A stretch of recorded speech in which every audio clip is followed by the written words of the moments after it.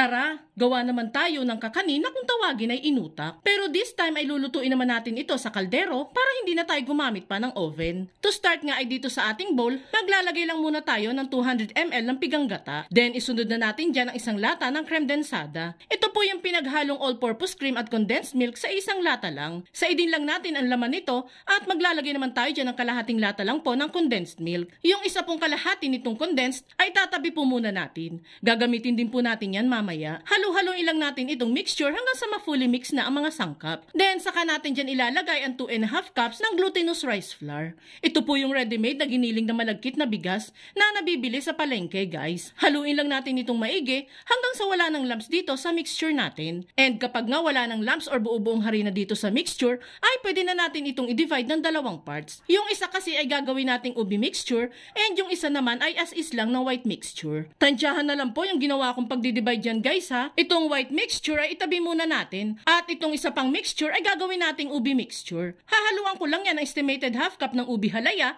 at 1 teaspoon ng ubi food coloring para ma-enhance natin ang kulay ng ubi mixture. Halu-haluin lang natin yan hanggang sa humalo ng maigi ang halaya at kumulay ng maigi ang food coloring. And kapag ganun na nga ay pwede na tayong magsimulang magluto. Dito nga sa ating kawali ay uunahin ko lang iluto yung white mixture na sinet aside natin kanina. Lutuin lang ito sa medium heat hanggang sa unti-unti itong mamuo. Mga 10 to 12 minutes lang naman ang pagluluto nito, guys. Kapag ganyan na ngang namuo na ng tuluyan ng mixture at wala nang basang part dito ay pwede na itong hanguin at iset aside. Dito ulit sa kawali ay ilagay naman natin yung ubi mixture na ginawa natin. Bali hinugasan ko lang po pala muna yung kawali bago natin ito ulit gamitin sa pagluluto nitong ube. Katulad ng sa white mixture, ganun lang din po ang paraan natin ng pagluluto. Hindi din natin yung titigilan sa kakahalo para hindi manikit at masunog ang mixture. 10 to 12 minutes lang din po ang pagluluto nito. And kapag nga naging buo na itong mixture na niluluto, ay pwede na natin itong hanguin. Dito nga ay piniprepare ko lang yung paglalagyan ng ating inutak. Sinapinan ko lang po yan ng dahon ng saging at pinahira ng mantika. Dito guys, uunahin ko lang ilagay at i-flatten yung ubi mixture na niluto natin. Pag okay na nga yan,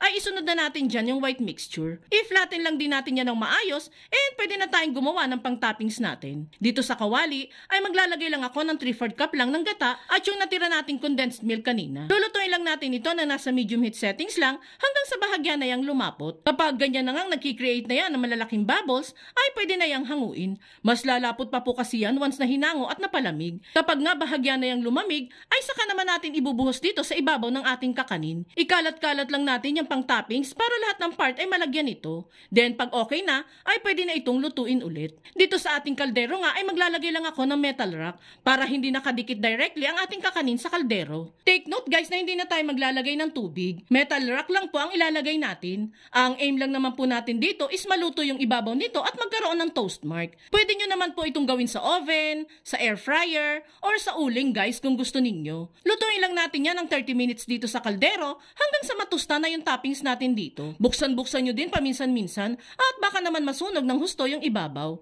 And makalipas nga ang 30 minutes ay buksan na ang kaldero. Kapag okay na sa inyo ang pagkakatusta nito ay maaari na natin itong hanguin. And there you have it guys, ready to serve na itong nakakatakam at melts in your mouth na kakaning inutak. Sure ako mapapabilib mo na naman ang pamilya mo kapag natikman nila itong inutak natin guys. Kaya kung ako sa inyo, itag mo na ang pamilya at barkada mong mahilig sa kakanin at subukan nyo na din gumawa nito.